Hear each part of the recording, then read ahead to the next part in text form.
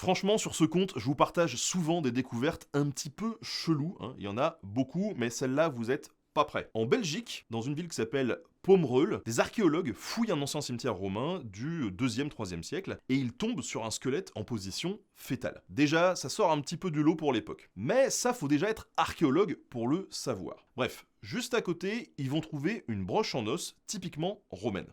Conclusion, oui, après tout, on est dans un cimetière romain, donc ça concorde. Sauf qu'en analysant les ossements, eh bien les archéologues réalisent que ça colle pas. C'est pas un squelette, en fait c'est un assemblage des ossements d'au moins 5 personnes. Alors, est-ce qu'on est en face d'un genre de monstre de Frankenstein de l'Antiquité? En gros, le crâne vient d'une femme romaine, mais d'autres os datent carrément du néolithique, genre 2500 ans avant l'arrivée des Romains dans la région. Et tout ça a été réarrangé pour ressembler à un corps entier, ce qui montre non seulement une bonne connaissance du corps humain, mais aussi une certaine planification. En gros, c'est pas arrivé au hasard. Mais alors, pourquoi est-ce qu'ils ont fait ça? Eh ben, c'est une bonne question, hein, parce que on n'en sait rien. Tout simplement. Comme souvent, on pense d'abord à un rituel ou à un geste sacré, en gros une manière de rendre hommage au peuple qui vivait là, avant eux peut-être, ou de rendre hommage à un héros local du passé. Ou alors c'est une manière de marquer le territoire, hein, genre les Romains prennent les squelettes des anciens occupants, en mode on enterre nos morts avec les tiens, c'est la preuve que maintenant, c'est chez nous ici.